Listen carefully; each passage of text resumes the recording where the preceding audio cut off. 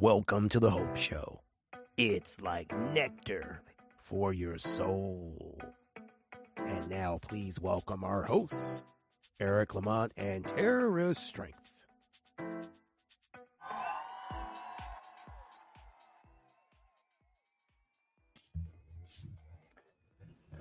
Hello, everybody. Wishing you peace and love wherever you are. Welcome to the Hope Show, where Socratic Scourge meets metaphysical truth. Thank you for spending some time with us this week. The purpose of the Hope Show is to help you find truth and clarity in your life. Each show we invite the Hope Show family to explore life challenges in hopes of helping all of us heal a little each day. Today's show is brought to you by the Democracy Headquarters, www.democracyheadquarters.com, and Smart Tech Digital Agency. Grow your business and your brand with Smart Tech. Smart Tech, we are the edge. It's www.smarttechdigitalagency.com. I am your co-host, I'm Eric Lamont, along with the Mamba of metaphysical mind control. He's the Kobe Bryant of mind control. You know what? That's disrespect to Kobe Bryant. You just take it too far.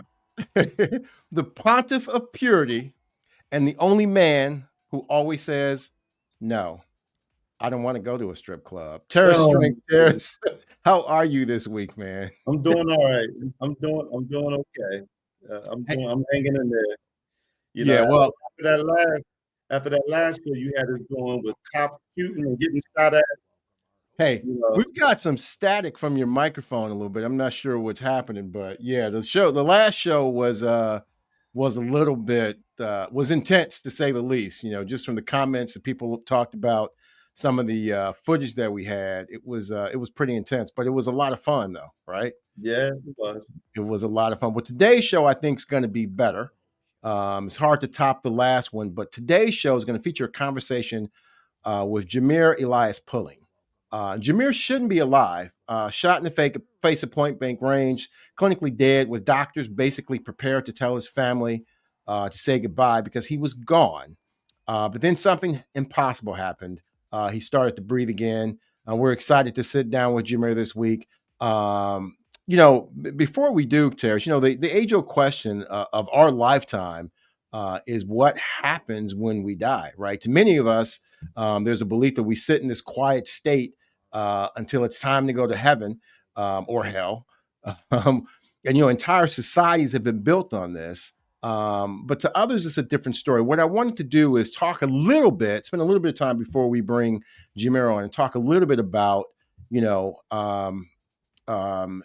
the whole concept of near-death experiences and kind of what that looks like. So I did a little research, of course. I had to do some research so we could kind of get into this conversation. So it's interesting. Near-death experiences is kind of defined as a profound personal event during a life-threatening situation, often involving vivid sensations like out-of-body feelings, seeing bright lights or tunnels, life reviews, and encounters with deceased relatives, characterized by a sense of peace or fear. Sometimes people see people that are that have been in their lives at some point, right? It's an altered state of consciousness.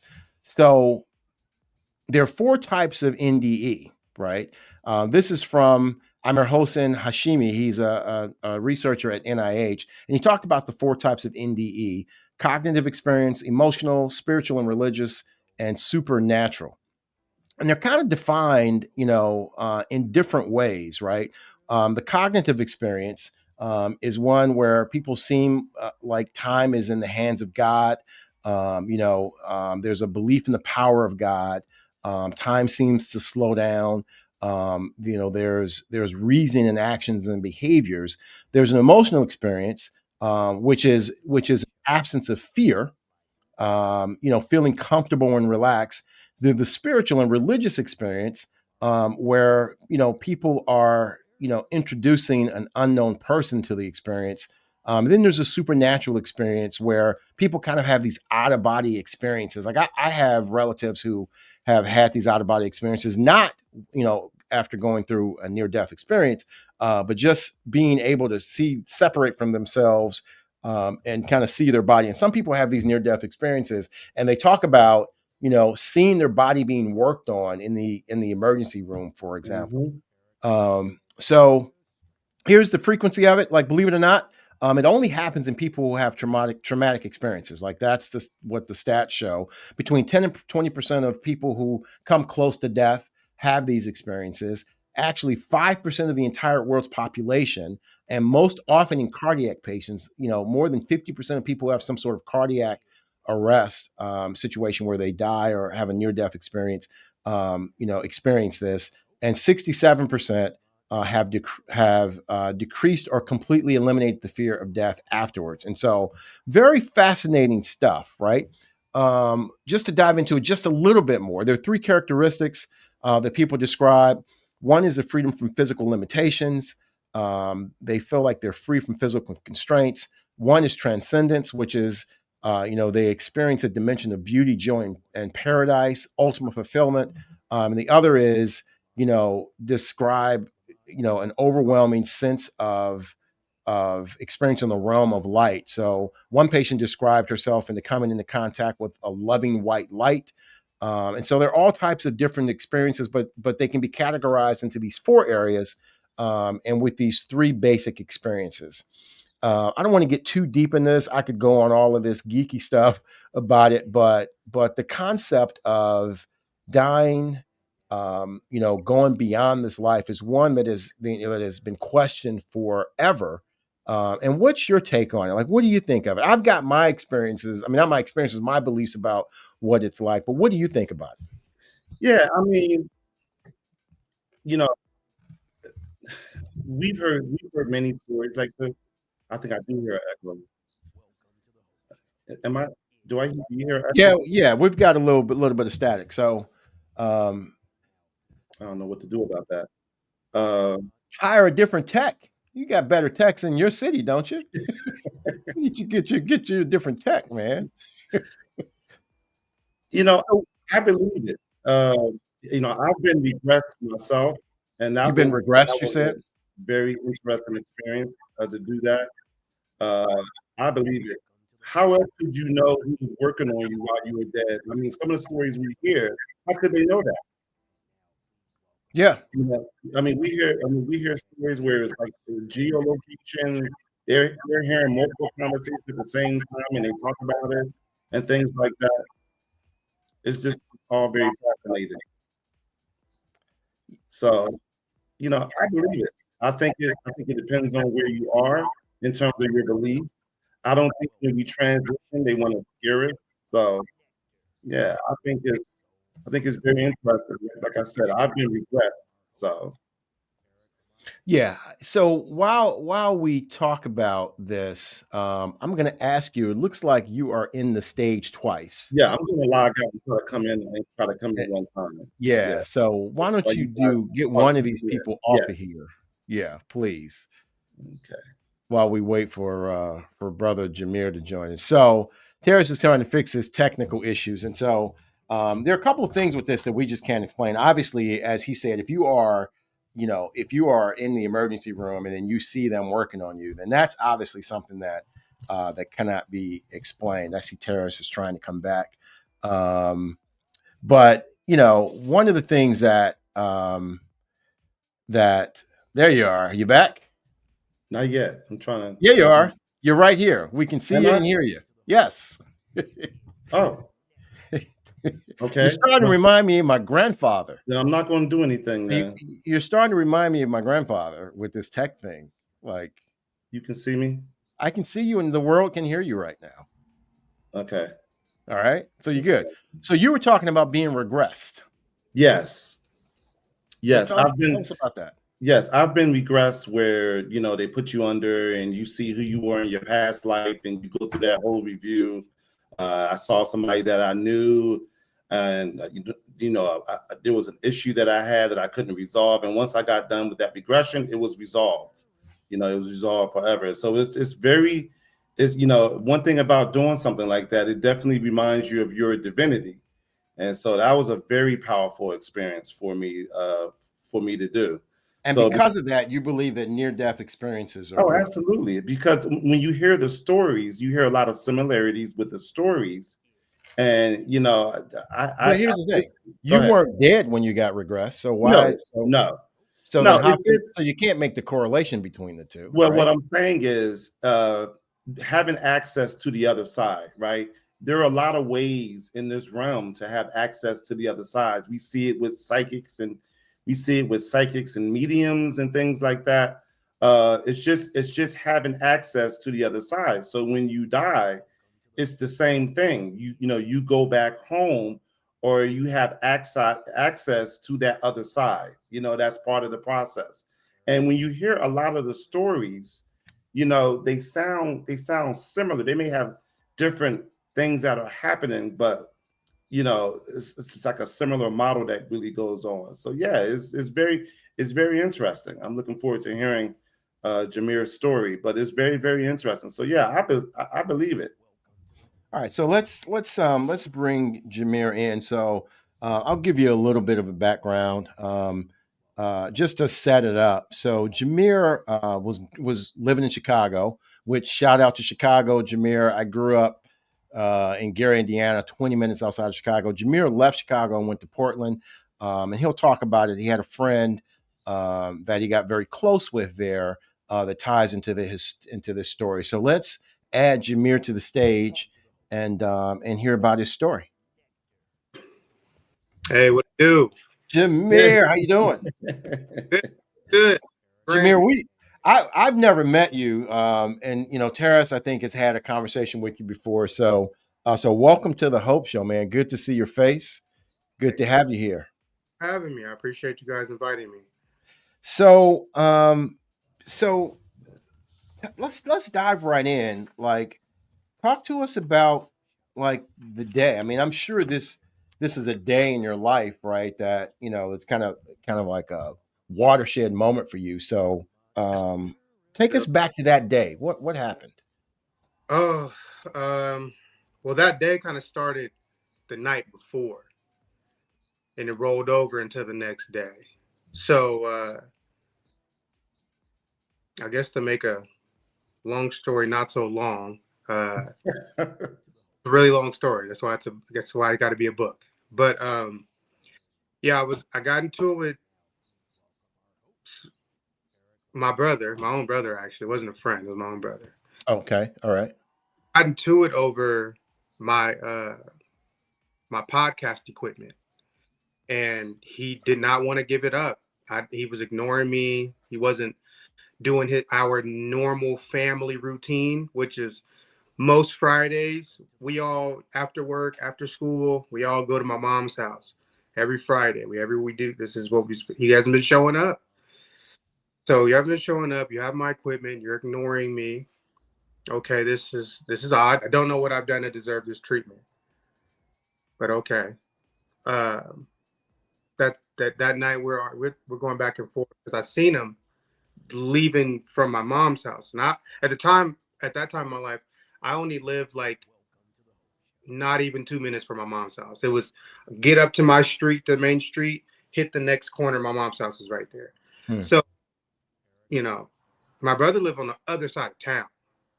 Like yeah, far, very far, like Yeah. 30. And this was your biological brother, right? Yeah, same Yeah. mom's. Okay. So he wouldn't give you the podcast equipment back. You can't catch up with him. So what happened? Like what transpired? Like what did it lead to? So I seen him leaving my mom's house. He's walking past. He's driving past me, and I'm walking past Hmm. from going to my mom's. And I'm like, "Yo, dude, where's my stuff? Like, I see you leaving mom's house. Did you drop it off at mom's house? What's going on? Like, I don't even know why you're acting like this towards me."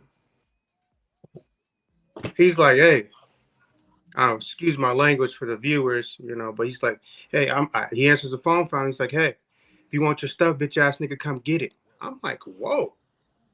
Where is this energy coming from? I don't know what I've done to deserve this treatment. I've let you borrow my things. I taught you how to use my things so you can do your own thing. I don't understand what's the deal here. Okay, but you know what? I'll meet the challenge. I'll come get my things tonight. Okay. that was the beginning of the end. That night I showed up was the beginning of the end. Because I showed up eventually. I had no car that time, so I had to take like a hour rides of like an hour long bus ride to get to my stuff. So I was already pissed off about that. And I get there. He acts like he's not there. Knocking on the door. Finally answers the door for like after like I don't know, a good 5-10 minutes of me knocking. Finally answers the door. He throws my equipment in my face. It's podcast equipment, so you guys can understand. Like it's awkwardly shaped. Some things are heavy. Some bounced off your forehead. Yeah, I get Yeah. it. So that instantly triggered the pissed off box. Had to check that off. Immediately, I was angry. Started sending them text messages like, "Hey man, next time you come to mom's house, you're gonna have to come in that backyard and see what's up. You already know what it means when we say meet me in the backyard. You already know what that means. Yeah, I've done that with my brother. I know exactly what that And means. Yeah, doing this since we were this tall. So yeah. it's like, I know yeah, exactly what that means. he's like, hey, I'm not gonna meet you in the backyard. I'm gonna shoot you next time I see you. Oh, You wow. take from our normal conflict resolution levels to Jamir, what do you think pushed him to that point? Like, why the beef? I you mean, it know sounds like you went from 0 to 60 in 2.2 seconds. 0.2. It was. I think now looking back, I think it was drugs and Yeah, like I was going to ask that, but I didn't want to I throw that think in there. Yeah. drugs, didn't recognize if it was drugs then because the anger. The anger wouldn't let me see. Maybe it could be drugs. You know. And then also his like girlfriend at the time, bad influence. And I think that's who got him into the drugs. Hmm. Grow up like that. We grew up pretty normal. Like mom went to work, dad went to work. We get home from school, do our homework, eat our snacks. Super normal stuff. Hella normal actually. So yeah, we go back and forth with these text messages. Oh, I'll shoot you, and I'm like, okay, well, you're not that well skilled with the weapon. I taught you everything you know. I taught you everything you know about guns. I didn't teach you everything I knew about guns. Right. Um. So you see him the next day. Well, that same night, the text messaging got real ignorant. Like it just kept getting worse and worse. Yeah. So in the text message thread, we're arguing. I said, I'm going to take responsibility for what I said. And I said something about like, pretty much your son's stupid compared to my son. Just that was unnecessary of me. And now we're going back and forth. So wait a minute. So you guys went from arguing over podcasts to insulting offspring? Yeah, that's exactly what happened. Okay. Yeah. So I can see where this is headed. yeah, Ray Charles can see where this is headed. Yeah. sitting right next to Stevie Wonder. So Right next to Stevie Wonder, right? We're arguing back and forth, text messaging. It got to a point where now, okay, we're just insulting one another's children. But then you took it to a level saying you're going to hurt my child when you get him. Oh, wow. Over text. Next time your son gets dropped off at my house, I'm going to drown him. Wow. Now, you guys and everyone else listening did not grow up with my brother. So you don't know or can imagine what he's capable of. I did. So I took that shit serious because I've seen him do some things. So I called my baby mama. I'm like, look, baby mama, me and brother beefing right now. Don't take baby over to brother's house because that's a bad thing. He said he's going to hurt our child. Let's be here right now with this one. We can agree with anything, but this one, we got to be on the same page. She was not on the same page. She took my son over there anyway. It's almost like you did exactly what I asked you not to do. So she did it anyway. I didn't know this until I woke up the next morning. Wake up the next morning, I get a call. Saying, I got your son, you bitch ass nigga, now what you gonna do? So that wow. That immediately turned the situation for me. Yeah. Are your parents alive? Yeah, they are. So did you talk to your parents and try to get them to mediate the situation? Yeah, see, it went too far too fast before parents could get involved. This whole my podcast equipment thing, yeah, that was going on for a while. It was going on for months. Yep. And point where I'm like, we're adults and I'm telling on you to mom and dad. Like, come on, bro. Like, that's embarrassing. So my parents are the type, like, you know what? You guys are grown, you'll figure it out. And they've always been like that. You guys figure it out. You know, if that means you guys don't talk for a week, or you guys take it in the backyard right now, figure it out. So I think that was like the energy that was applied to this. Yep. Yeah, it sounds like no one was really taking it that serious as it should be, because no one would think that it would be that outrageous. I guess that's what it feels like. Yeah, I mean, even to this day, my dad still feels like he tries to take blame for all of this.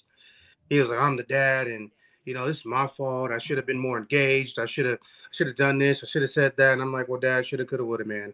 You just gotta Right. move. Just keep on keeping on, dad. You know, Yeah. I do. So now we're on the morning of the event. What day was that? So that was December 28th, 2018. December 28, 2/18. Yeah. And so then what happened? So after that, I'm like, oh, I need to get my son. I'd immediately go into, like, I don't know, action star mode, you know, like I gotta go get my son no matter what. Gotta get there. So I drive all the way to my brother's house. I get there. When I get to his house, it looked like no one was there, but my intuition was like, go check, you know. And so I get there, I kick the door down. From what I hear, because after this moment, after me kicking the door, almost after I got there, I do not remember anything, and up until, like, kind of getting consciousness again. But anyway, I get there, I kick the door off the hinges, is what I was told. I kick the door all the way down. Okay. Walk in the door. My instinct is to look into sinks and tubs because he said he was going to drown my son. So that was my So first thing. you legitimately thought he was going to actually drown your son. That Like, you believe that. most people don't understand. And how old was your son at the time? My son was 1 or Wow. 2. Okay, so you thought it was a legitimate shot that your brother would drown your 1-year-old. Yeah. I mean, my brother's done some really messed up things to people and animals. And it's like, yeah, I could believe it. I've seen him do things. And it's just like, that was shocking. Hmm. And no, we that in this family. So kick the door down, walk into the kitchen, don't see my son. I'm like, okay, this is strange. It's abnormally clean in here. And it's cold. It's December. It's super cold outside. Why isn't the heat on in here? So what happened here? And it's clean. My brother he's not a neat living person. He ain't never been a neat person since we've been kids. So this house is really clean. This is strange to me. What happened? I'm thinking something happened to my You're child. thinking he cleaned up a crime scene. Exactly. Yeah. So I get up, or I go to the kitchen, looking, okay, not in the sink. So then I make my way towards the bathroom. The bathroom and the front door kind of like, it's almost lined up with one another, except they're just like slightly over. Okay. So, and right next, and that's because there's a closet door next to the front door. Okay. So, to get to that bathroom, I'm looking in the tub. I'm like fixing to look in the tub because, you know, kid could be drowned in there. I felt the sensation, like I felt the presence behind me. Can't explain it. It's like some Spider-Man Spidey sense went off. So I turn around in my back And of my it's right in your face. right in the back of my head. At this Oh. point, it was pointed at the back of my head already. Okay. Right there. And they were both coming, like my brother and his girlfriend were coming out of a closet, the closet that was next to the front door. And so now at this moment, I'm facing with the gun. Now time goes in like this quantum state. What was going through your mind in that moment? Do you recall? Yeah. So I'm at the moment I'm looking at the gun and I'm looking at his face expression and looking at her face expression. I'm trying to like dissect everything in like these quantum seconds that's going on. in that time frame, I'm looking in the gun, like, is it cocked back? Is there bullets in it? Trying to, like, gather You're processing, right? process. Yeah. By the time I got done processing, he got done pulling that trigger. Wow. So I took first bullet directly straight back. Boom. Went straight back, past the nasal passage, past all, got What stuck kind of in my gun was it? What kind of gun was it? 22 caliber, 25 caliber. Yeah. Mm-hmm. So yeah, he was less than 10 feet, less than 5 feet, maybe. It was really close. I could smell the gunpowder still. So I get shot, goes into my second and third vertebrae. Going down, catch another bullet on the chin, right here. Surprisingly, that one just ricocheted off my bone. Thank God. I hit the ground. My first response was, you shot your fucking brother. That was my first words I said. You shot your brother. What the fuck? You shot your only fucking brother. What the fuck? Kept saying that at first. And I remember saying, like, At this point, you were in disbelief, right? You went from yeah, worrying about whether or not your son was dead to now worrying about whether or not you were going to die, right? yeah. Yeah. And at that point, were you thinking, man, he's got me and my son probably? No, I was thinking, when I'm done with this, I'm going to get up and fuck you up. That's what I was thinking.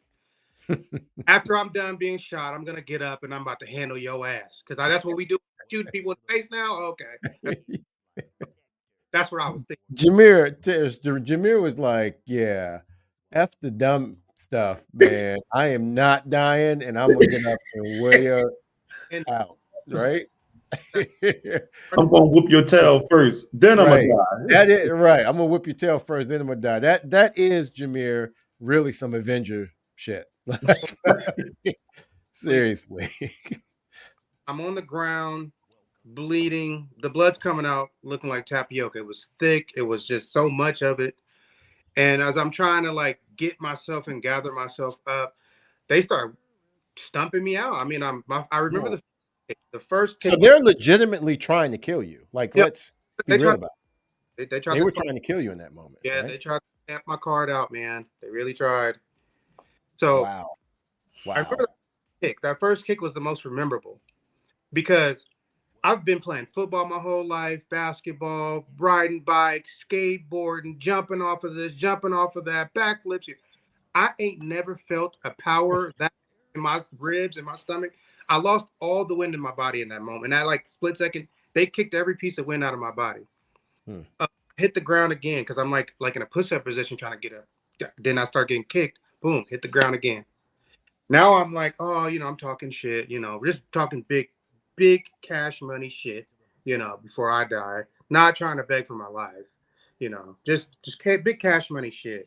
So, as I'm trying to get up and, like, help myself because no one's helping me, the girl yells, "Oh, he's moving again! Shoot him! He's still alive!" What?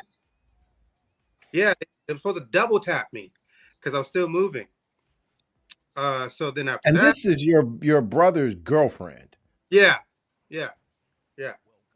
Talk about toxic relationships. Exactly.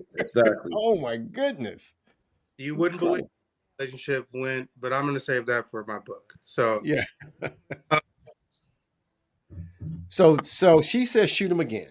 Yeah, so they're doing the Irish River dance on my back at this point. I'm not trying to laugh, but you're funny. This is not funny. The way he's telling it. Yeah, it's not a funny story, at all. but you're making it funny, Jamir. But you know what? I cried about it enough already. yeah. Here, So here. Just at this point where I can't even cry about it no more.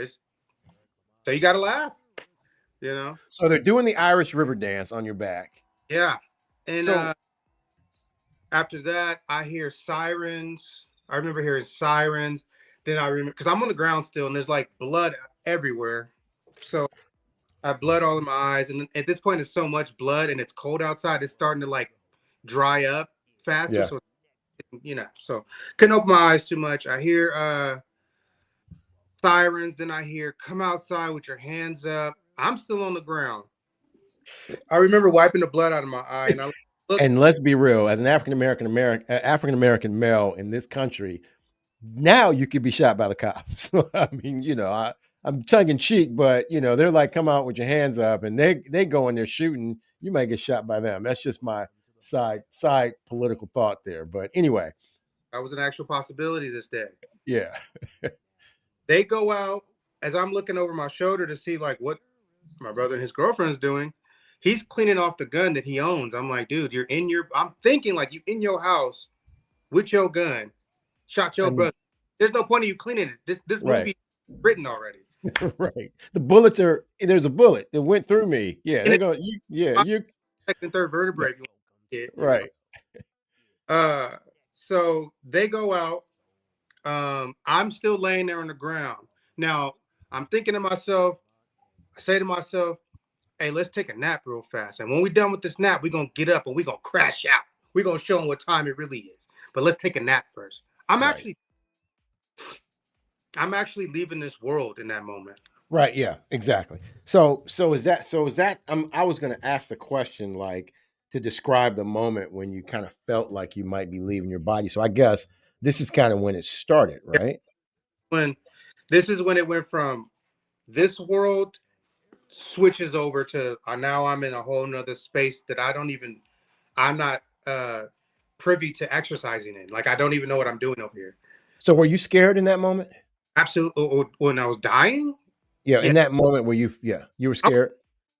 I was angry. It was a lot of anger, a lot of anger and hate and just real negative energy. Because I was so angry that you had me come all the way over here in the cold just to shoot me in my face. We could have done this somewhere else. It's cold over here, Right.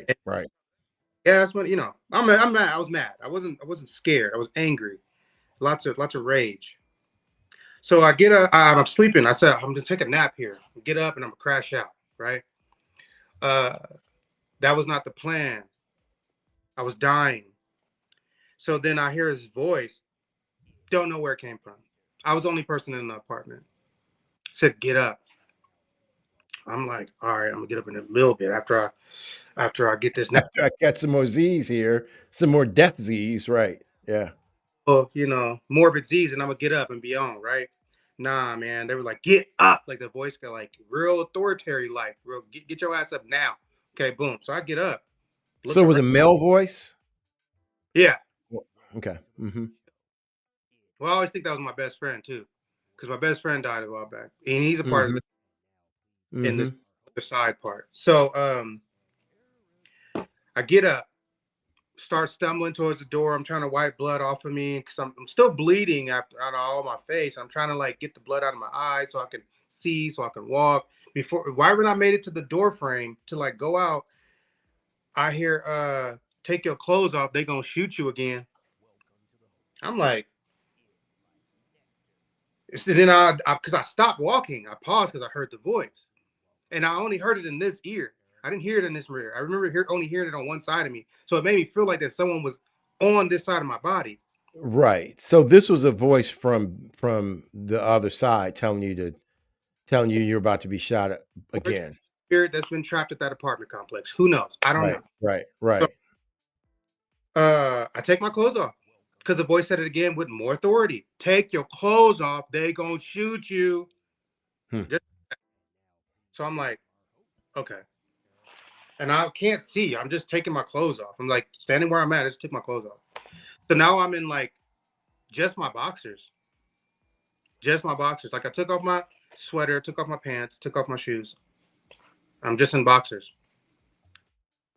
So then I pull outside, go up some stairs, make my way to the parking lot.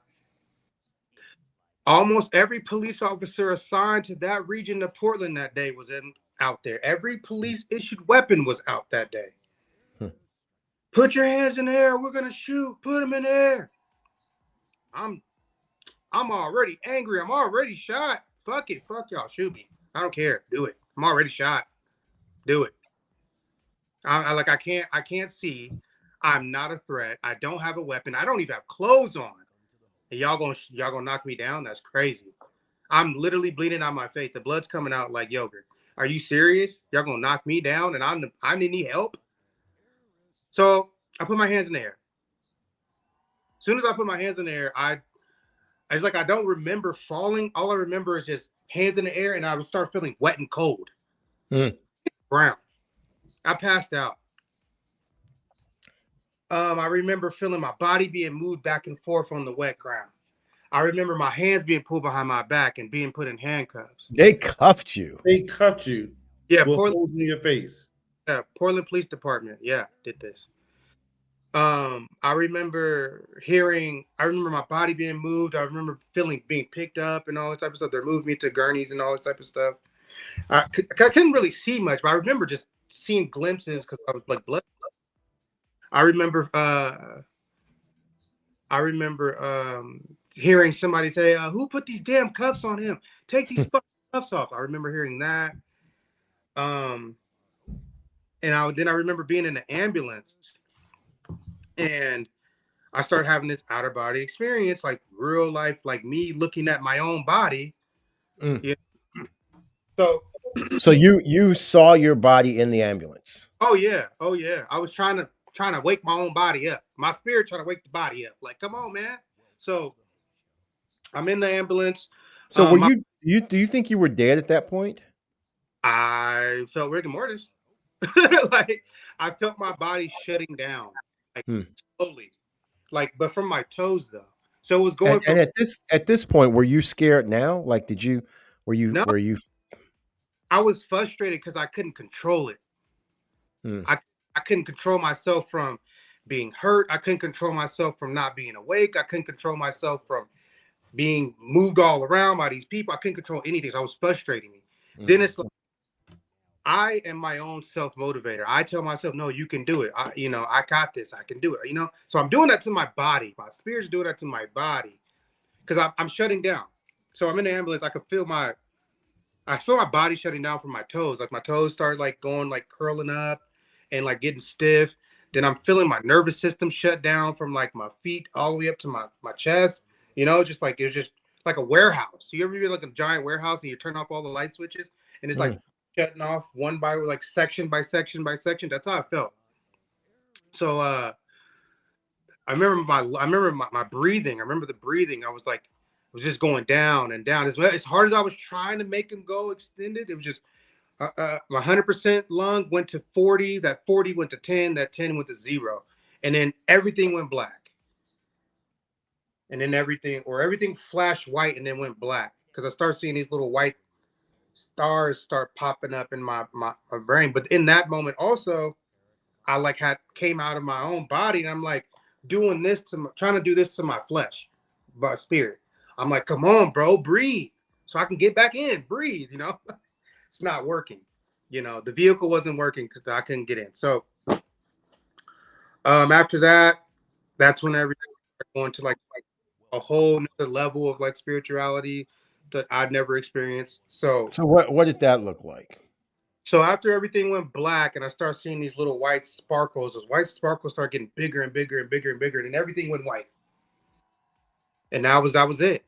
That was it. I don't remember like a transportation or anything like that. I don't remember going down some white tunnel or hearing my grandma's voice, "Come on, baby." Like I don't remember any of those things. All I remember was black, flash white, don't remember anything, and then I wake up. But I didn't wake up, kind of sort. I woke up in this other place. This was like it wasn't concerning when I woke up. So yeah, now I'm like woken up in the the other underworld. I don't know what you want to call it, the in between. Yeah, now you're talking Stranger Things. You're talking my language. Or maybe I call it the underworld. Did you see Vecna? I just want to know. Like, as long as you did not see Vecna, we're okay. So I was in the lobby of the underworld. So I wake up and I'm like in this field, and I'm not panicked. I don't feel any negative energy when I first wake up. No anxiety or anything like that. I'm just like, what's going on here? So yeah. So what did it look like? Like, what did it feel like? So I felt young again.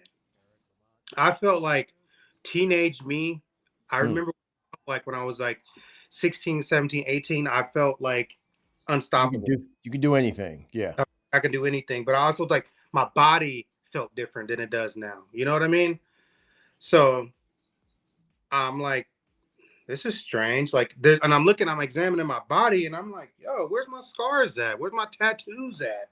You know, I got a giant scar right here. I got a tattoo of Chicago right here. You know, I got Africa right here. Like, where are my tattoos? Spent a lot of money on those, you know. So I stand up, but it doesn't feel like a sensation of like rising. I just was up. Okay, and I'm looking around, looking at my body. I'm like, yo, what the heck? What is this? And so I'm in this field, and I look, and like I'm just like examining my surroundings, right?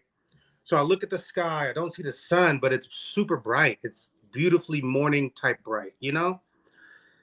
And the sky colors was just like, I don't know if you guys ever been to Vegas, but Vegas, every yeah. year for like a decade, practically. Yeah. So you know what I'm I've been talking trying about. to get Terrence Strink there, but he's afraid to go with me because Look, you don't have to touch the gambling machines. There's other things to do. you know, it's. I mean, people call Vegas Sin City, and you know, the metaphysical Mamba doesn't Here want we anything go. to do with Here, sin. here So we you go. know, So if you've been to Vegas, sometimes in the summertime, springtime, or almost any time, but between like 5 and 6:30, maybe even 7 a.m. I've seen many 5 a.m.s in Vegas. Yes. Beautiful. Yeah. Okay, Yeah. where I was at, it looked like that times 100. Hmm. Okay, the Wow. color. So it was more. Well, the colors more vivid. Like one of the things that people who have near-death experiences seem to share is that the covers are more vivid and. More spectrum in the colors. Mm-hmm. So it didn't just go from like, you know how the rainbow kind of goes like blue, yellow, green. No, it's like stretched out all the blue, stretched out all the yellow, stretched out all the green, stretched out all the pink. And the colors I remember seeing the most were pink, purple, and blue in the sky. Really nice. Okay. Then I keep looking, and I see like a city in the far distance. And I'm like, that's random. Like, where am I? Like, wherever I'm at, I'm gonna go over there. Maybe if there's people there, they can tell me what's. Where So do you remember? And I don't know what your religious wiring is, but do you remember feeling the presence of what some people might call a god? Absolutely. Absolutely. Before I got to her, I came across my best friend. Hmm. My best friend Charles died when we were kids. We were like in high school when he died. Okay, been missing my bro ever since. Charles. How did he die? He OD'd. Somebody gave him a dirty pill, and he died Hmm. from that. Hmm. He sleep, but he still Hmm. died. And yeah, Charles been my best friend since the 5th grade. We've literally, you didn't see him without seeing me. That's my boy, and I miss you, bro. But still miss you, even though you miss. He was supposed to be at the place in the underworld for me so we could pop our, get popping again, bro. I haven't seen you in so long, so badly. Let's do what we do, bro. So when I get to the city, right? The city that I don't know, underworld city, I don't know, underworld town, I don't know. When I get there, the city is a perfect blend between the cities I've grown up in. I grew up in Chicago and I grew up in Portland, Oregon. The city was like perfect blended. It like street. I was seeing street signs from Portland, but like a Chicago thing would be there, like Harold to be on a Portland street. It was perfectly blended. Okay, so I'm looking around, moseying around, looking to see if no one's there. I'm not saying, but it looked like people were there, but no one was there. Then I keep walking through the city, and then I see the corner store that me and Charles, my best friend, used to meet up at all the time when we were younger. See this light, and the light is like totally different than like the surrounding. It was like a perfectly coned light, and so I walked into it. I don't know. It's like I had these instincts to do things while I was there, but didn't know I could do it. I just did it, and it happened. Like walking, I did not feel the sensation of walking. When I traveled from the place the spot I woke up at to get to the city, it didn't feel like it in real life. That'd probably be a cool 2-3 hour walk. But when it was 2-3 minutes or less.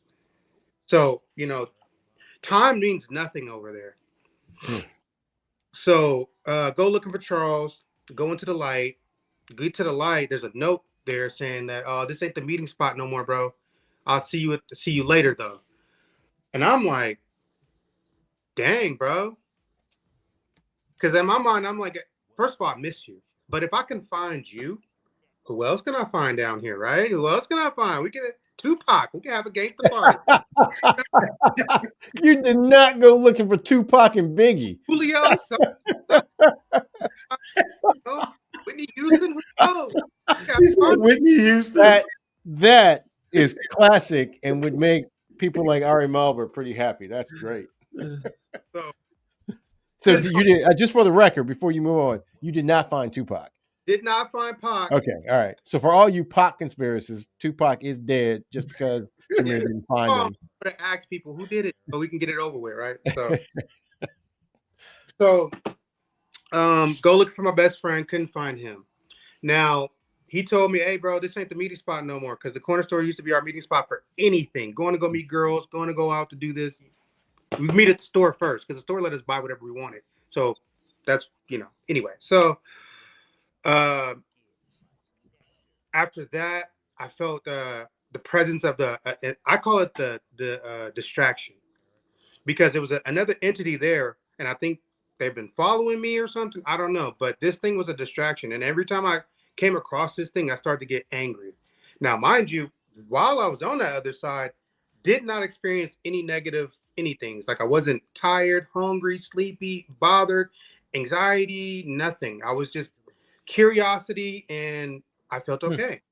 I didn't feel okay for anything. It was okay. I don't want to leave actually. This is cool. So Yeah. Did you want to stay or did you think I want to go back? Like what were you thinking? You wanted to stay there. Mm-hmm. Absolutely want to stay there. Mm-hmm. Absolutely. Imagine the best day of your life and you could just stay there as long as you want to. Yeah. You could groundhogs that day for 20 years if you wanted to. It was like Notre Dame winning the championship. Yeah. Yeah. Greatest day, right? Yeah. Yeah. So for Terrace, it's the Eagles winning the Super Bowl over and over again. Oh Lord, well, this year, but yeah, that ain't gonna happen. So you wanted to stay because it felt like the best feeling you felt. It felt customized for me.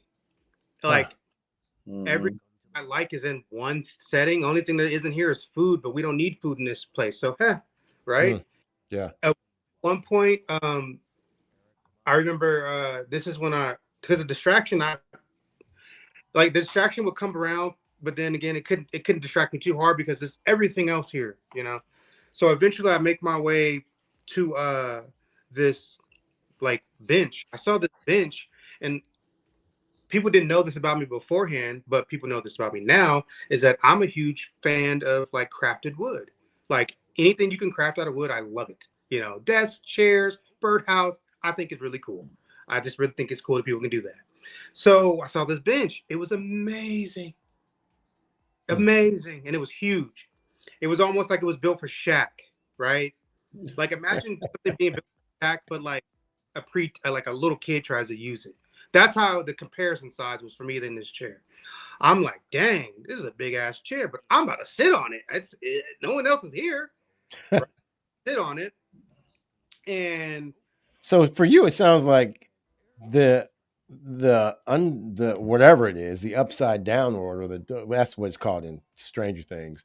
But this other realm was just like an adult place, like a candy store. Like it was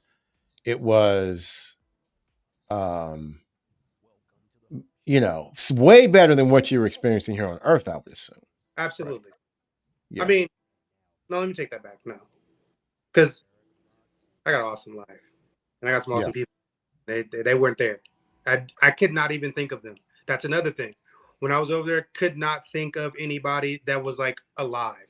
Like I couldn't even recollect having a child. Why I was in there? None of that. None of those thoughts were there. So I get to the bench, like I was saying. I got to the bench, and it said the bench is sitting in front of this like a lake. I'm assuming it's what's that? The Michigan Lake or Lake Michigan, whatever. Like Michigan, yep. Yeah, so it's like it was sitting in front of that because I know I've been there and I know that's super far. You can't see on the other side of this, right? But Yep. there was a bridge. So where I was sitting, there was a bridge. The St. John's Bridge is a green bridge in St. John's, Portland, North Portland. That bridge was stretched all the way across Lake Michigan, and that didn't make sense. So I'm like, okay, I'm just gonna sit here though. When I sat down, a drive-in movie theater size screen came out of the water, and I'm like, okay, so this is my place. I should be here. I'm a movie. That put him over the top. I don't watch much TV shows. I watch movies. I watch The Lord of the Rings back to back. I watch Harry Potter back to back. Right. You know, I watch kung fu movies back to back, zombie movies back. I don't watch TV shows. So am I going to be able to sit here for eternity and watch movies? Right. I want to stay right here. But that wasn't it. I was seeing clips like Snapchat clips, like they were like 5-10 second clips, and then it'll go. Mm-hmm. And what were they? What were the clips? For me, it looked like things from the future because some of these people I couldn't even recognize, and some of the people they were like people that I know, but they looked older. So did you see any other people that you knew beyond your best friend? Was there anybody else that you encountered? So the lady,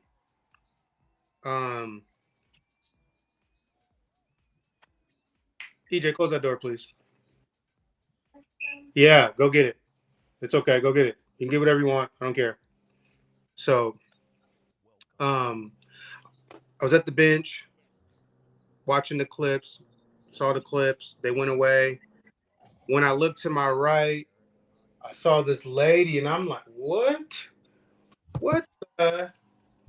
And I like kind of do like this scoop back type of deal. I'm trying to see her whole body. She was huge. Huge. I'm talking like 20, 30 feet tall.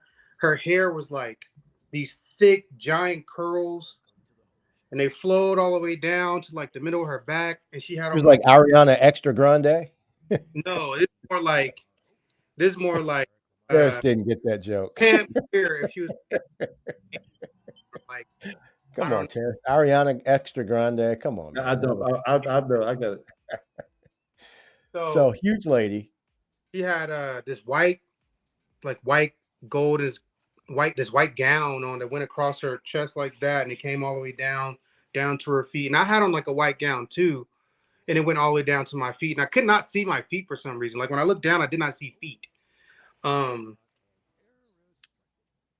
She was super tall, like crazy tall, like crazy tall. And she had this like gold glow around her. But the most memorable thing was like how I felt in that moment. Like I felt like I was in the presence of like one of my great grandmas, one of my aunts. It was like a real elderly woman family feeling I got from her. So it felt really warm and comforting and just so much loving. Like her presence felt like a warm hug. I don't know. It was the most incredible. I have four babies. I have one on the way.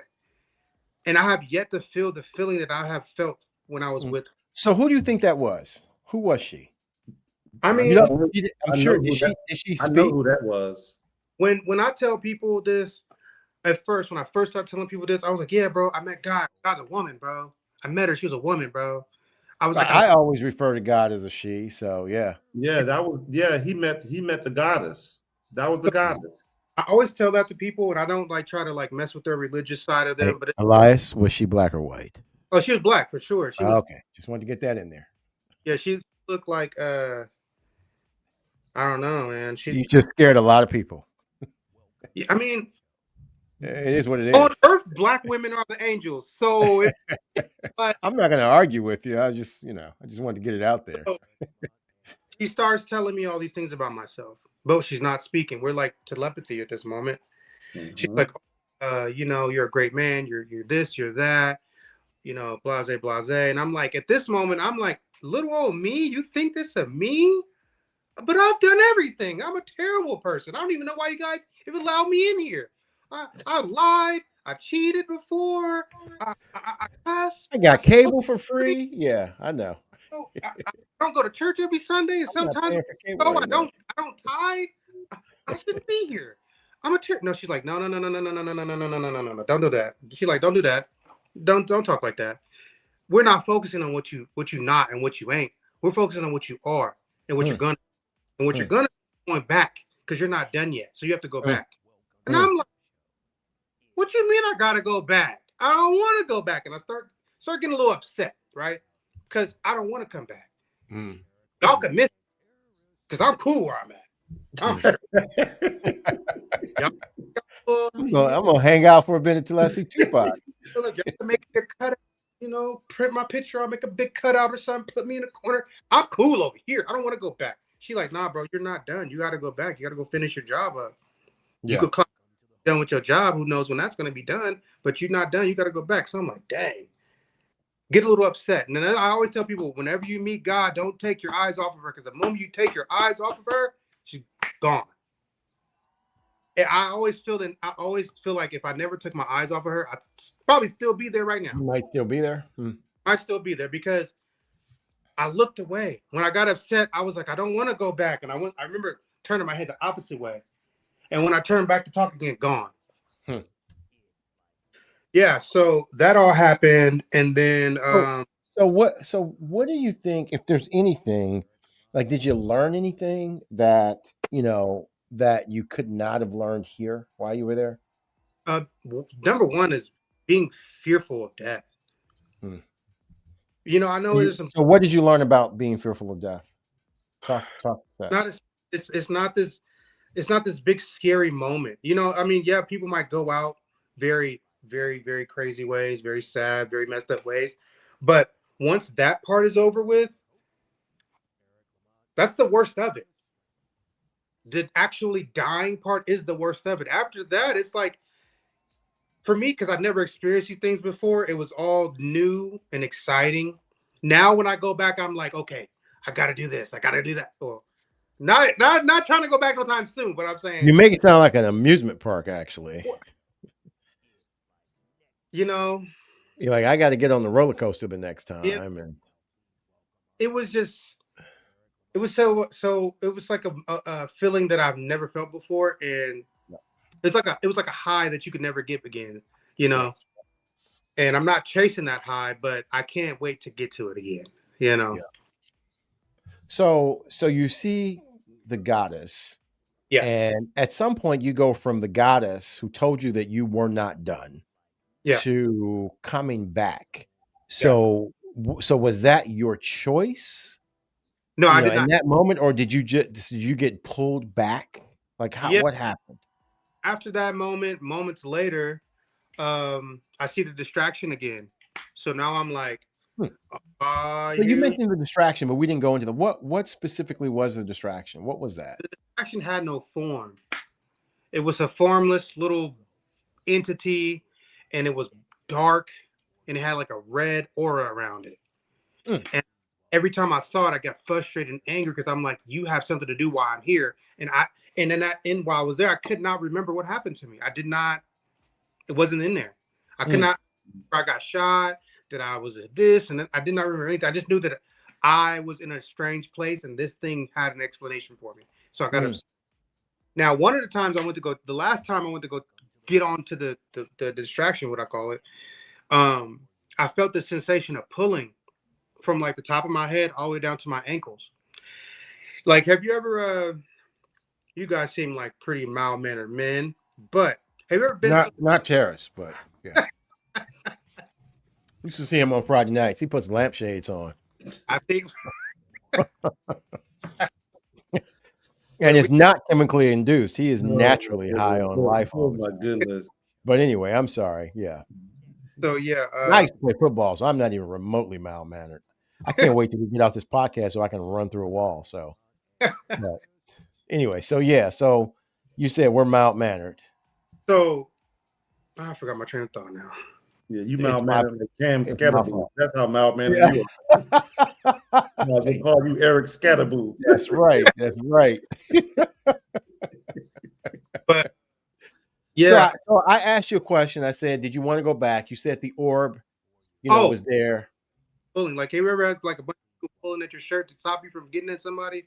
Yes. Yeah, it was felt like that all over from like the top to the bottom.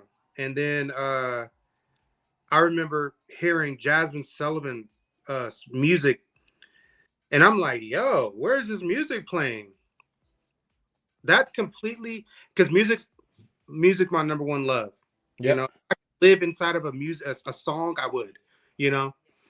And I heard the music while I'm in there, and I'm like, yo, I haven't heard music this whole time I've been here, and I feel like I've been here for 10 years. What the? So No I'm time like, for the time. wherever music playing is usually a good time, so I'm gonna find the music. So I'm using my ear to hunt down the music, and I'm moving, and music's getting louder and louder and louder. I'm like, I'm going the right way. The music playing above my head. So I look up, and when I looked up, immediately got sucked up. Just beam me up, Scotty, immediately. And then I This is start. right off of Stranger Things, by the way. I don't know if you've ever seen the show Stranger Things, but this is how they got from the upside down world. They followed the music. There was somebody on the other side that was playing that person's favorite music. And that's how you found yourself out of the upside down world, was to follow the music. That's actually it's actually in the So Stranger. they wrote that script from I'm NDEs. exactly Mhm. right. Yeah, I'm pretty sure of it. Yeah. In the music Fascinating. in my room, the music, like the hospital room I was in, the music wasn't playing there. The music was playing in my bedroom in my house. Mm-hmm. So my girlfriend at the time, my wife now, because couldn't let her go after this. So she's playing music at my house, cleaning my room. And my thing is, everyone knows this. Don't come in my room touching things. I have everything where I want it to be ornamentally set up. Don't touch anything. She was like, "Well, I went to your." When I woke up, she's telling me, "Well, I went to your house and I went to your bedroom because I know how much you don't like it. And I figured that would agitate your spirit." And I was like, "And it did." And you woke me up. Check. So yeah, my wife was playing music in my bedroom at the time, and that That's fascinating to me. yeah. And I Mhm. woke up, and then when I woke up, first thing I did was go look in the mirror. My face was destroyed. That sent me into like a Great Depression. Mm. So, Yeah. so, um, so before the depression, like, did this change you at all as a person? Did this experience change you, like when you got back, or how Yeah, did it change you? PTSD and stuff like that now. You know, uh, I don't take threats lightly no more. You know, when anyone says something like, "Hey, I don't like you," or something like that, I take very, very serious. Um, So, so here's the question. So, what do you know now about life's purpose? Right, you go beyond. You survived that.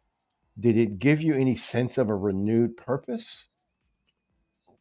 um, yeah, I mean, it can't. It seems like that's not something that you would go back to, like doing stuff the same way, right? uh, yeah, no, for sure. I mean, I start to just lock in more with like like being family oriented. You know, Yeah. Okay. like I So it only made have you appreciate your family more and those yeah. relationships. My It, whatever happened to your brother? so He didn't get away with this, did he? Because this may determine whether or not we air this podcast. well, I am not trying to have bro looking for Tara Strings and Eric Lamont. well, Let me tell you. it's like a oh well. So he got away. He didn't do any time over this? No, because when I did not remember what happened to, I could not remember my name when I woke up. I didn't know where I was. I didn't know what state, city I was in. I did not remember anything. Only thing I remember was my wife's name. I kept But saying, you got shot in his house. yeah. So his girlfriend at the time, his baby mama, called the police before I got there. Told the police that I was her ex-boyfriend. This is all lies. Wow. I would never do anything So like they're that. basically saying you bust through the door, you got shot because you deserve to be shot. So she didn't tell the police I was like her baby daddy's. Told the police Talk about plot change. she told the police that I was her ex-boyfriend coming to harm her family. Now, if you guys aren't from the West Coast, so you don't know, but at one point, Portland, Oregon police department was defunded. So things, they weren't like really responding to certain calls. It, like, unless someone was dead, then they'll respond. But like the domestic violence and things like that, at that time, they weren't really responding. So yeah, she told the police that I was her ex-boyfriend coming to harm her and her new family, and that the police told her, well, you need to do whatever you have to do to protect your family, and whatever happens after that, then call us. That's how that's kind of how the path of them getting away with this. So did they break up? Because I can only imagine that No, they stayed together for a while after that. but they're not together now. That's a real bonding experience, trying to kill someone. Don't stop loving someone, try to kill someone. No, you're right. Now that's love. Right. Exactly. So I did not remember what woke up. My wife told me everything. She was like, yeah, this is what, because she said, she's like, you called me before you went over there and told me that you love me and all this type of stuff, and that you don't know what's going to happen, and you just want to tell me that you love me. And I told you to come get me, and you didn't come get me. And you ended up next thing, like she said, the next time I saw you, you were in the hospital. I was like, dang. But yeah, they told the police I was an ex-boyfriend. The police told them to do what they got to do to help themselves. I get out the hospital. The detectives come to my house asking me what happened. I'm like, I don't remember, because I genuinely did not remember on my own, my own for myself. Yeah. Yeah. Literally pieces together from other people telling me how it all went down. The police come to my house. They're asking me questions. Now, in between the time for me leaving the hospital, I was in the hospital for 31 days, 32 days. Get out the hospital, go home. Maybe 2-3 days after I get home, detectives are at my door. They're like, hey, we want to know what happened. Tell us everything. I'm like, hey, I forgot everything. Sorry. Waste your time and gas to be coming here. They're like, well, we can't do anything if you don't remember anything. And I'm like, oh, man, shucks. Guess you let this go. Close the case, right? And now my thinking at the moment was this. For one, I call this chemical warfare. My mom and other family members had my grandmother call me to not take a legal action. Yeah, everyone knows that I'm a grandma's boy.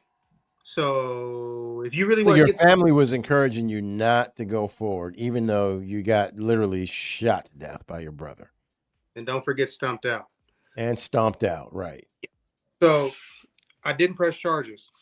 I moved on with my life. So did going beyond influence that decision? Like, did that make you think, Yeah, because for one, Goddess was telling me that I'm a great person. I'm a greater man. I'm an awesome person. Like, show them what time it really is with you. Don't go changing and acting like you some type of, better than holier than thou person. No, keep being you, but just show them the Super Saiyan version of you. So in my mind, I'm like, okay, let me exercise this big brother card, because I am still the big brother in this situation. Even though you tried to kill me, right. Do you speak to him now? absolutely not. He wouldn't get the sweat off my ass if he was on fire. Yeah. Yeah. So cookouts. Do you guys end up going to the same cookouts? Like, how does this? Well, I did charges because I didn't want my nephew, because he has a son as well. Right. My nephew growing up without a dad. That was just like, that was pretty much the choice being made there. Yeah.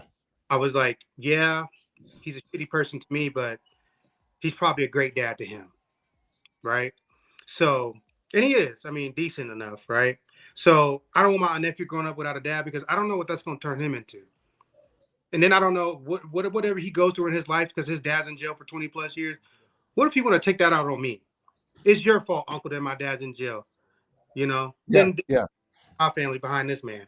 20 years of rage and stuff like that. And I get, so you know what? I didn't press charges. I let it ride out. So Jamir, are you still afraid of death now? Are you afraid of death at all? You're not afraid of death? So if you have a message for people that are listening, based on your experience, what would that message be?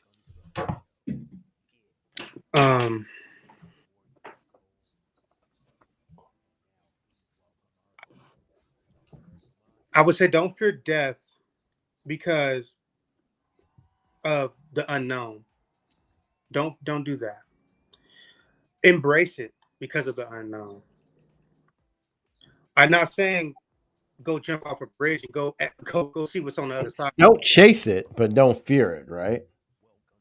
Okay, but when it comes to you, don't be scared. There's so much comfort on the other side after you let that fear leave your body. There's a whole nother level of emotions that are positive on the other side.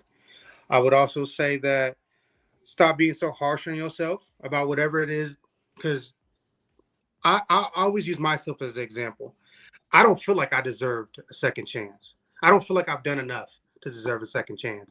I don't feel like I've earned the ticket to get another stamp to go again. I don't think I've earned that. You know, I've lied to my parents' face. I've fought people for no reason. I done stole from people. I done cheated on math exams. I done stole my parents' car when they went out of town. I did it all, okay? Threw parties in my parents' house when they was gone. When you were in Vegas, did you go to a strip club?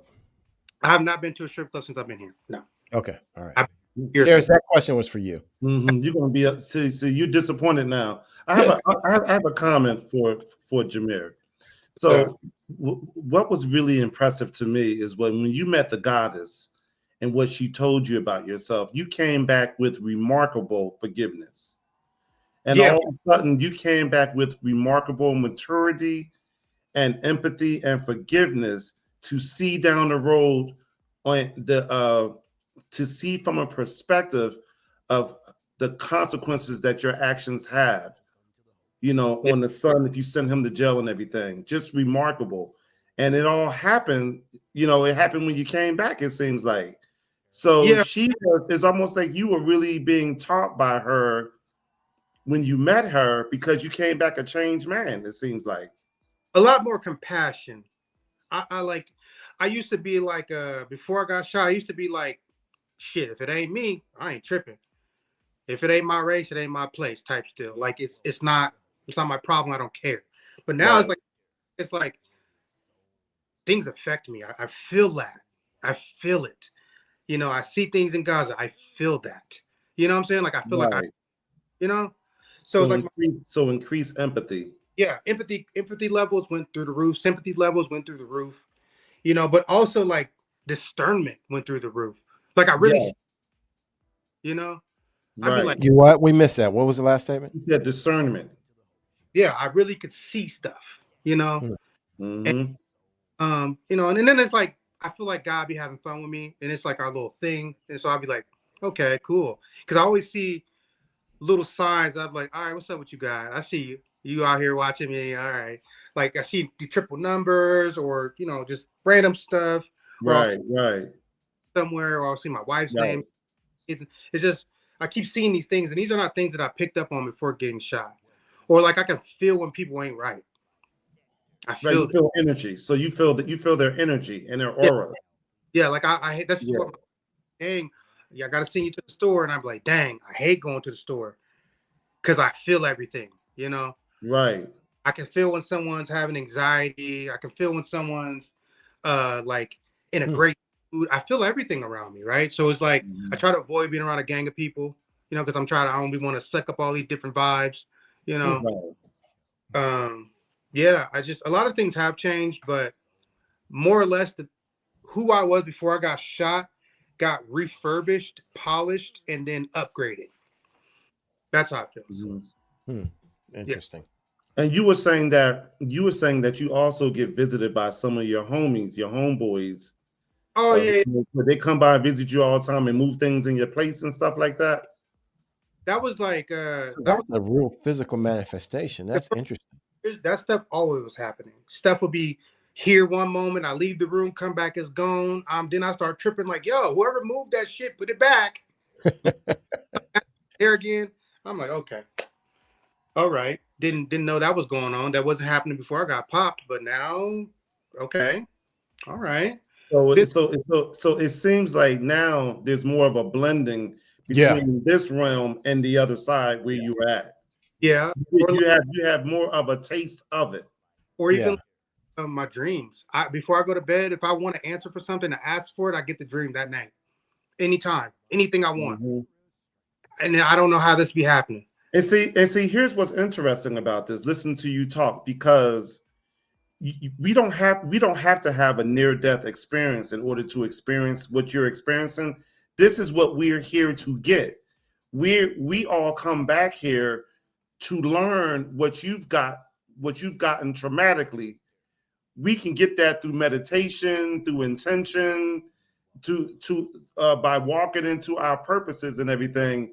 You got it traumatically, but we're trying to get it, and this is what we're here to get. Well, I also feel like the experience could have happened to it. It was supposed to happen to me regardless. Rather it was Right.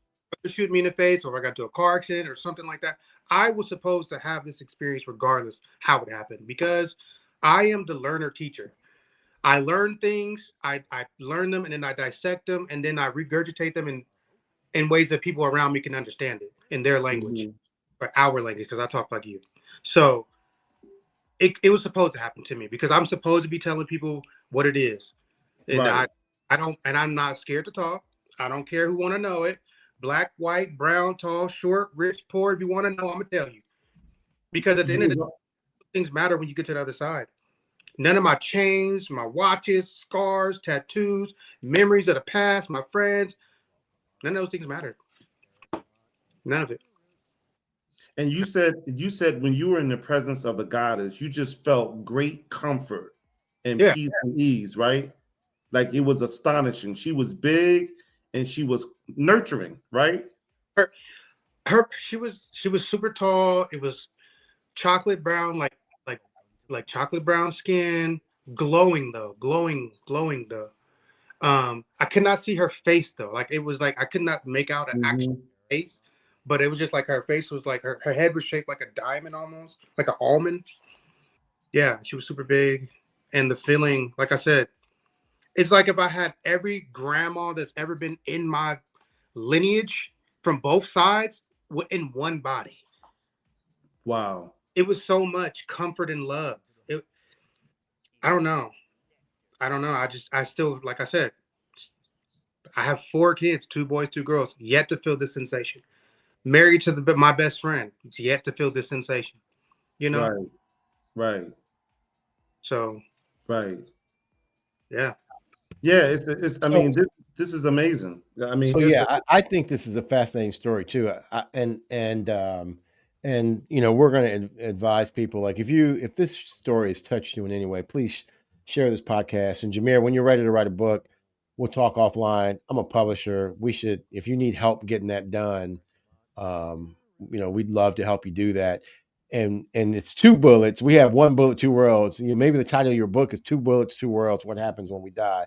And the Jamir Elias story. So my question for you though is, for those people who doubt, because there are people who are ultra religious who are going to watch this show and say, I don't believe it. What proof do you have that this was real and not a dream? I still have access to this. Like I said, I could astral project. It's like so before this all happened, I would call myself a super dreamer, right? Because I could remember dreams when I woke up, and I could leave a dream if I wanted to, right? But now it's like my sleep is more or less not even sleep. It's more or less like a break.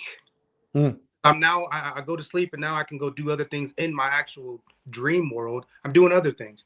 So I would say to them, I can't make you believe, but when you get to that side, think of me. I'll meet you there. Right, Jamir. Right, and when you get there, you're gonna be like, "Hey." Right? It's nice, isn't it? Come on in, buddy. That's great. I don't know if you guys remember the movie, Jamir. This might be before your time, but there was a movie called Flatliners. Do you remember the movie Flatliners, Terrace? Did you see the movie Flatliners? I don't remember. I remember the movie. I'm not sure if I saw it though. Yeah, and it's about a bunch of medical students who were fascinated by this concept, and they were intentionally killing themselves. Yeah. and then bringing themselves back to life. And I don't remember the end of the movie, but a lot of it seems to mirror, Jamir, what you're saying about once you go beyond or go to the other side, that you bring some of that back with you. In that movie, they did that. I think that was Yeah, part of the outcome.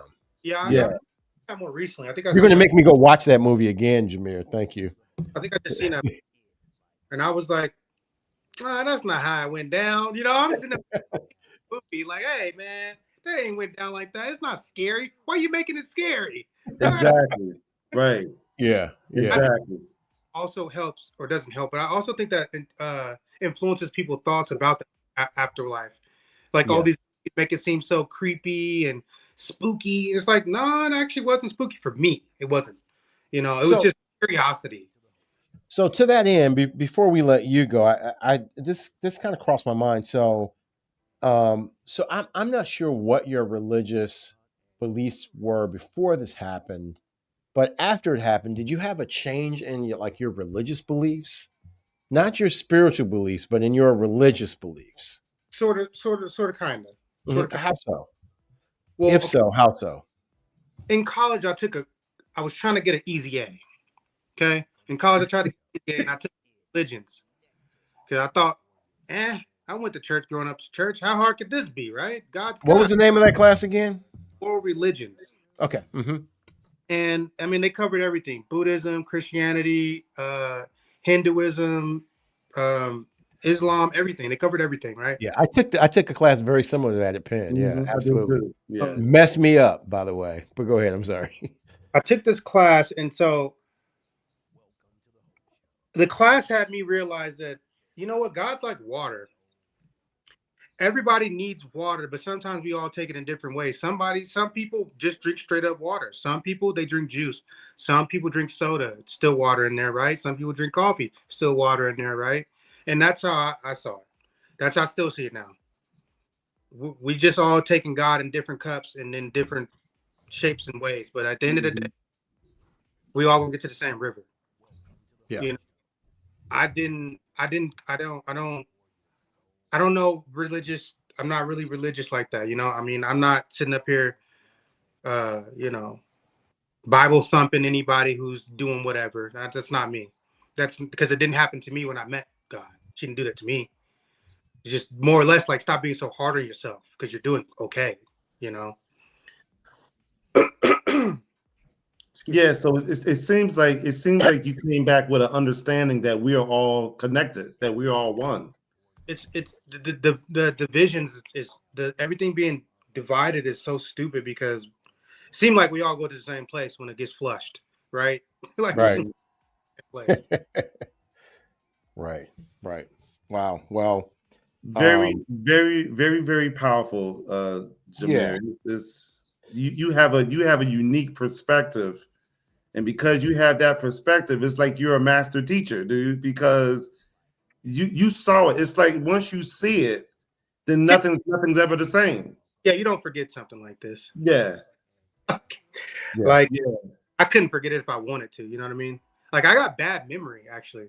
Like I medically have bad memory. Cannot forget. Yeah. I call her when I get to the store. What you want me to get? Like, dang. You know, but this, no, I can't forget it. It's like it happened last week. You know. Right. Well, Right. thank you for Terrence. Do you have any more questions for? Yeah, I want to do a prayer to Jamir in the world. Well, yeah. In order to end the show, but Well, I'm just glad to see the brother. He done put on a little weight and a couple more babies and everything. But like it's like you're an inspiration because you're just like one of the bros. You know what I mean? And you're talking like the stuff you know and what you become is what I'm trying to be. Do you understand what I'm saying? I feel like I'm over here struggling and you're just like poof, poof. You know what I'm saying? And so it's very encouraging to me because it's just like, okay, you know what I mean? So you and I gotta talk some more. You know what I'm saying? yeah. So Terrence, why don't you do the prayer? We'll let Jamir go, and then I'm going to talk a little bit about some resources for people who want to do some Okay. additional investigation on their own. So Okay. And I'm gonna do the this floor prayer. is yours. This is for you, Jamir, and everyone in our listening audience that's out there. This is a prayer to God, Goddess, and all that is. Beloved source of all creation, known as God and Goddess, known as light and darkness, known as form and the formless, known and unknown, we call to you now. We honor the divine masculine and divine feminine, not as opposites, but as sacred complements, forever dancing within the heart of all that is. We honor the womb of creation and the spark of becoming, the stillness and the motion, the breath before sound and the word that births worlds. May we remember that you live within all beings, within every soul, every identity, every expression of life. May we see the sacred in all forms, human, animal, earth, star, and spirit, knowing that nothing exists outside your presence. Bless us with remembrance, remembrance of who we truly are beyond fear, beyond division, beyond illusion. Guide us into alignment with our highest truth, where love replaces separation and authenticity becomes devotion. May God awaken our courage. May Goddess restore our compassion. May all that is dissolve the false boundaries between us. We offer our lives as living prayers. May our words heal. May our actions honor. May our choices reflect unity rather than harm. For in honoring you, we honor each other. In honoring each other, we honor the whole. And in honoring the whole, we return to you. We give thanks for this moment, for this breath, for this sacred existence. And so it is. Amen. Aho.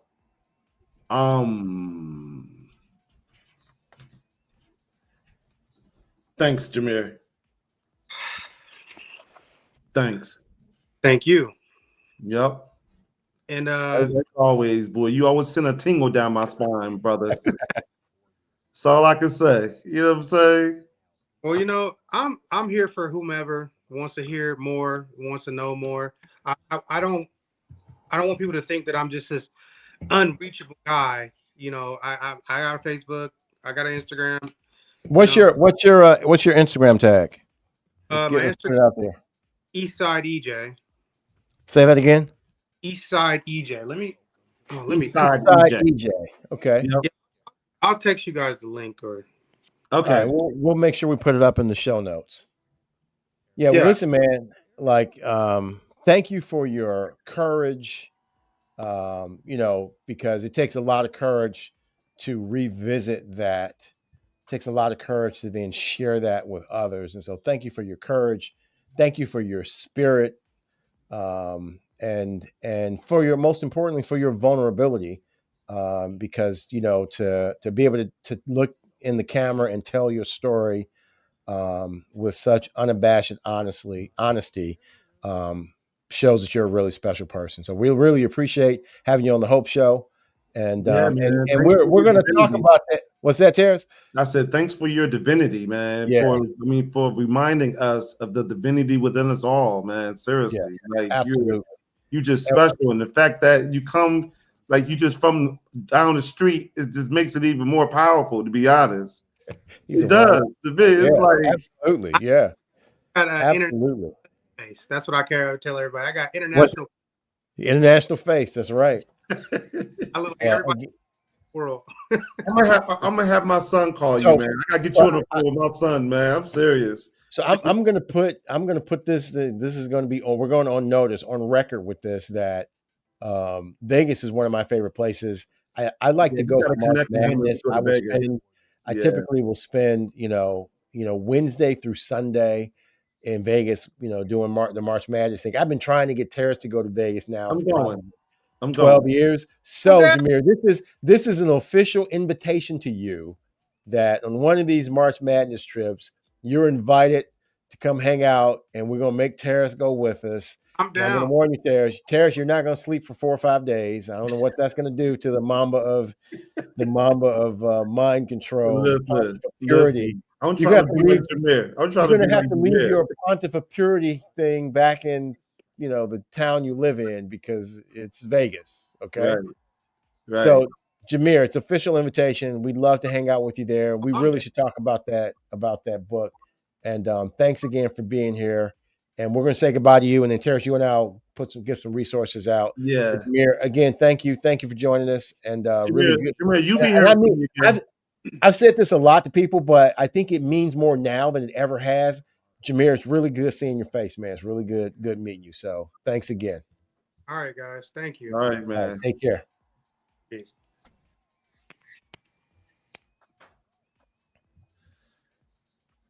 Yeah.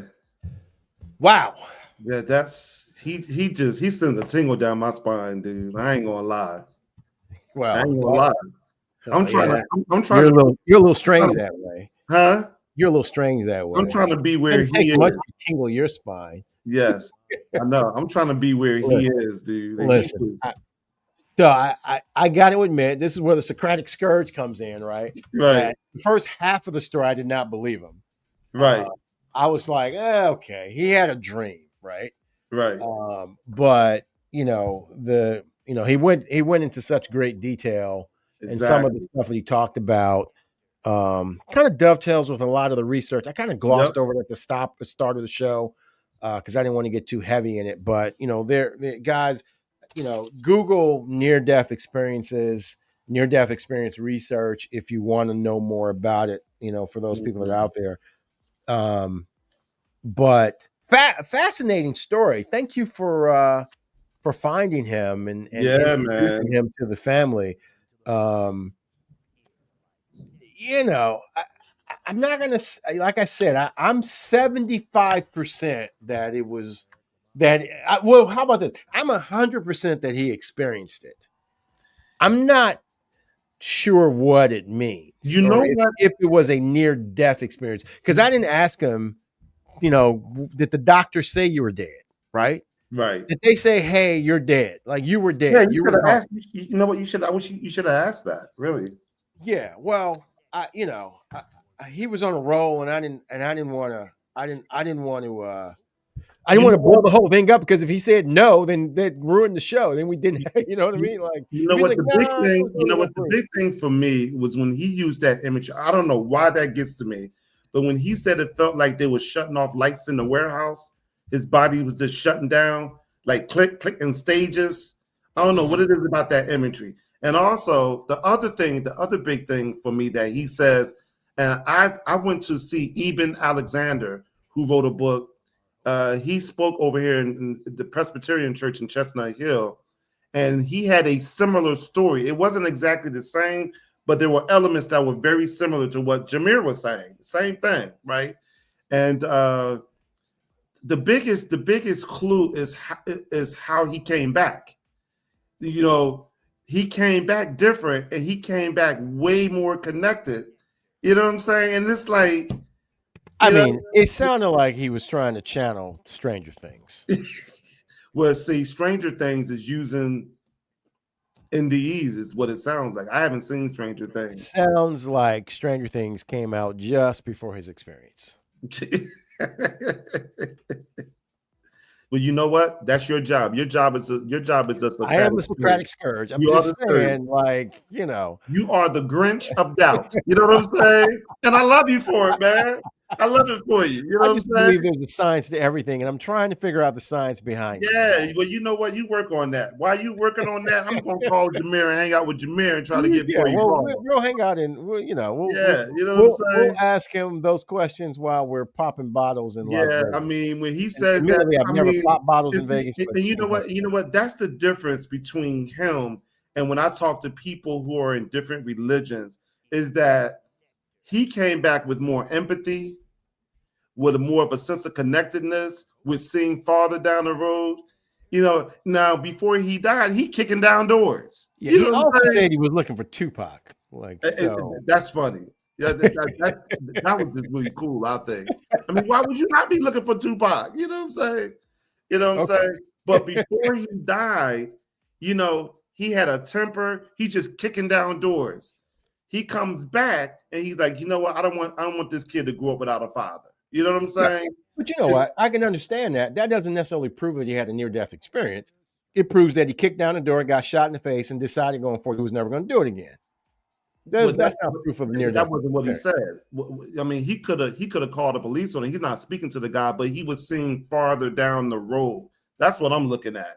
There was a market shift in his perspective about life, about his reality, a market shift.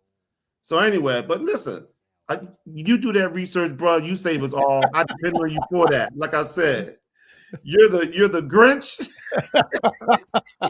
that doubts Christmas. You know what I'm saying?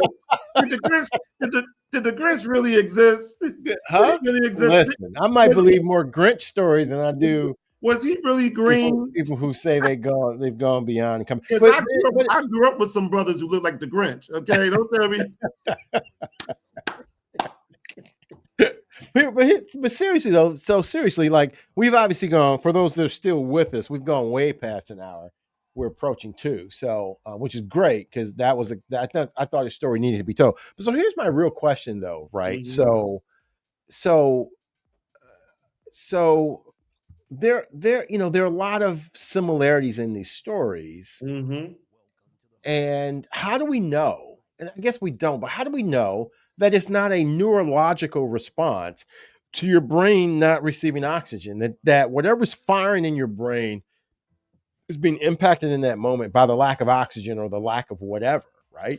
Well, it could be. Because he talked about rigor mortis setting in, and that's Mm-hmm. BS. Like I'm calling, and again, I'm not minimizing his story. I believe his Mm-hmm. story, but some of that sounded like some embellishment because he mentioned that he felt like his toes were curling up, but he's outside of his body. And Mm-hmm. once rigor mortis sets in, it takes a long time for rigor mortis to set in, right? I believe Yeah, well, it doesn't but set in on the ambulance ride to the hospital. so here's what I'm And so if saying. he can So tell that rigor mortis is setting in, like some of that seems like some embellishment, right? okay, so once he said he got past the lights, right? He got past the flashing lights, and it sounded like he was in another realm. He said he couldn't even see his feet. So the way I interpret that, he was totally out of his spacesuit. When the factory warehouse was shutting down, he was leaving the building.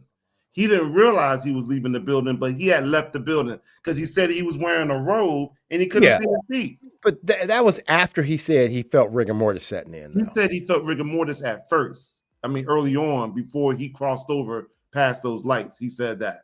So that whole thing to me was he was leaving his spacesuit. Because when he said that he needed to lay down, he got 2 bullet holes in his face, and he said he needed to take a nap. Yeah, He I was think mad. that's real. Right. Yeah. Yes, That's yeah, basically like, yeah, yeah, absolutely. He's getting his yeah. body's That's like, real. okay, it's time to Yeah, he give up. said he needed I'm to take a going nap. somewhere else. And see, the movies make it so traumatic. Like they make us afraid of death because there's all these bad things. But it's not really like that. I've read a lot of metaphysical books, and that's not what it's like. It's not like that. You know what I'm saying? And they want it to be a situation where it's just Valeska. They want a situation where you're comfortable with your surroundings when you transition. Right. Yeah.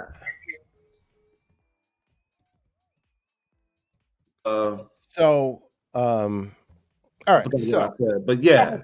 a couple things as we wrap up. For anybody that's out there, wants more information about this, there are obviously a lot of resources. There is an International Association for Near Death Studies, IANDS. If you just Google IANDS, there's a lot of good information on their website about near death experiences. I believe they have a conference. There was an article in the New York Times recently about them in their conference where one of the reporters actually went to the conference. There's the Near Death Experience Research Foundation. There's the Forever Family Foundation, which does afterlife research. If you're looking for books, Proof of Heaven by Dr. Eben Alexander is a Yes, good place to start. I You saw know him that in book, person. huh? Yes, I saw him in person. You saw him speak in person? Yes, in Yep. Chestnut Hill, the Presbyterian Really? Church. Okay. Yep. So you support that book, huh? Yes, Shango and I. It was Shango and Val and I that went and saw him. Okay. Yep. All right. There's another one called Life After Life by Raymond Moody, Near-Death Experiences by John Burke, and Dying to Be Me by you know that one too? Yes. Dying to Be Me? Yes, I read that book. Are you like a near-death expert? I'm she's adding from that to the India. next I believe show. she's from India, right? Yeah, her name is Anita Moorjani. Yes. Yes. Yep. Very good book. Yeah. Yeah. Yeah. So I'm adding that to your list of nicknames that I call you. What are you adding? I'm going to add something about near death to your like the near death guru, Please, right? please. The NDE guru was going You to know, be. you work on that. You work on that. I got to figure that one. You know, it's all got to rhyme. There's also the Grayson Lab in Virginia that does a lot of research around this as well.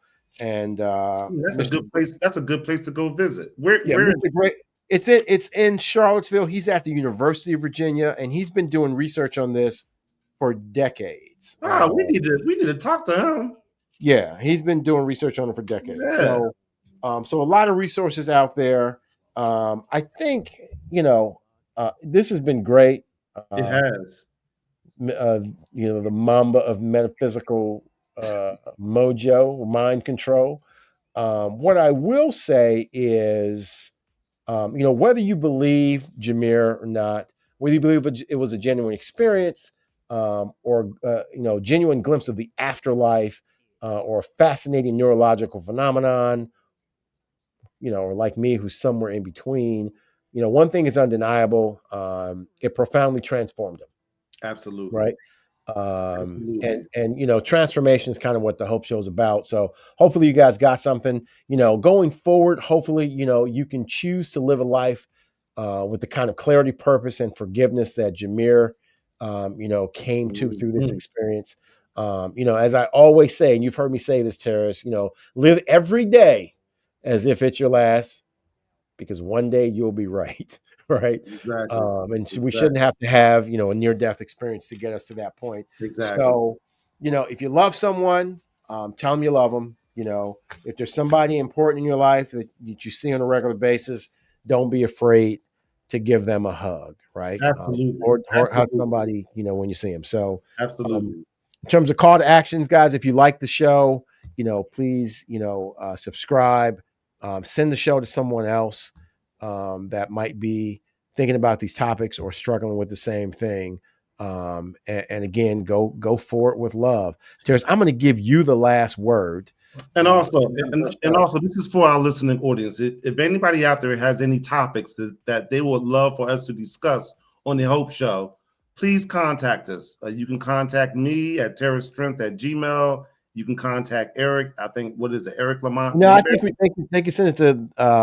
I think it's the Hope Show, the official email address. I'm going to throw it on the screen right now. The Hope Show comments at gmail.com. There you go. The Hope Show comments at gmail.com. Right. Please.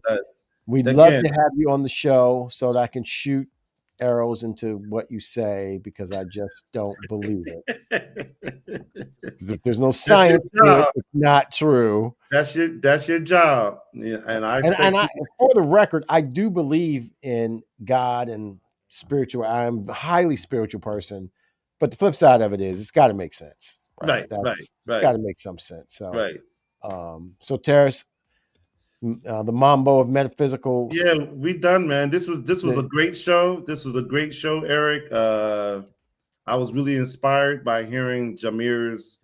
And Jamir's a great guy, man. Like, what a wonderful guy. Like, wonderful guy, wonderful story. We really should help him publish that book, because more people need to hear his story. So yeah, we got to do that. We got to go visit him. You know what? We got to go to Las Vegas too. We are going to Las Vegas. Yeah, you got to go. We got to go. We are, and I'm going to keep you up for 4 straight days. That's going to be great. That's going to be great. You know what I'm saying? You might meet the afterlife that weekend. As a matter of fact. I have met the afterlife. Side thought, one of my last trips to Vegas, I swear to you, Hope Show family, one of my last trips to Vegas, literally my friends and I were up we were there for like 4 or 5 days, and we slept 9 hours in like 4 or 5 days. And by the time I got back to Pennsylvania, my face was peeling, and I was pretty convinced that I was dying because all I had done was not sleep and eat meat and drink alcohol for like 4 or 5 days. And Did you say you came back with a tattoo on your face? I did not come back with a tattoo on my face. My daughter's a tattoo artist. I'm only allowed to get tattoos from her. But had I not, there's a good chance that I would have had a Prince symbol on my face or something stupid, right? No, but I legitimately got back, called my doctor, and said, "Hey, I need to come in and see you because I need to make sure that I'm not dying." Because I had a near death experience in Vegas. Is all I'm saying. Like Right, you right. go 5 days without sleep and doing nothing but drinking alcohol and eating meat and dancing, you're near death is all I'm saying. So my plan, Terrace, is to get you to Vegas and have you That have a sounds near like, death experience listen, as that well. sounds like fun. I was thinking back on the show when Jamir said he didn't want to leave. She Right. told him he needed to go. He was like, "No, I'm cool. Right here."